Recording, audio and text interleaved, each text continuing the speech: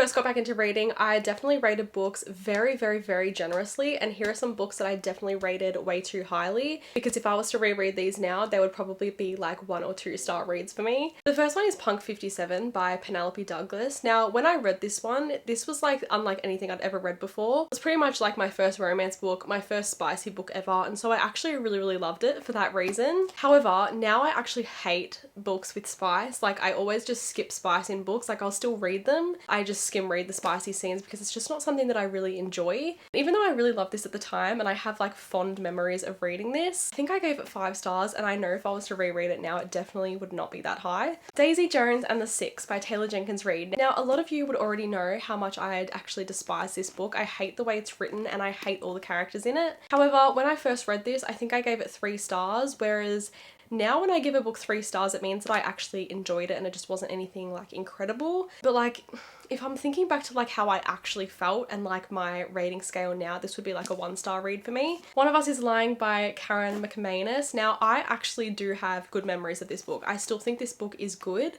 but I think that if I was to reread it now with reading so many other thriller books, it just wouldn't really compare. But again, this was like one of the first like sort of thriller mystery books that I ever read, and it's like very, very YA. I would probably still enjoy this if I was to read it now, but definitely would not be a 5 star read. All Your Perfects by Colleen Hoover. Now, I could probably say this for every single Colleen Hoover book that I've read, but specifically this one, I remember I absolutely adored this book when I read it. I think it was like a second chance romance following a husband and wife that's relationship was kind of like not going very well. I actually don't exactly remember, but I just remember absolutely adoring this book and seeing so many other people hate it. And so I was like, wait, like, am I missing something? Like, why did I love it and everyone else hated it? I would actually kind of want to reread this just to see what I think now, but I probably wouldn't rate it as highly. And the last one is The Love Hypothesis by Ali Hazelwood. I try not to speak on Ali Hazelwood's books too often, but they're never really something that I enjoy. I've only ever enjoyed one book from her, and that was Love Theoretically. This was my first book from her. Again, didn't really like it, but I did give this 3 stars, and as I sort of said with Daisy Jones and the Six, like a 3-star read for me isn't like a bad rating anymore.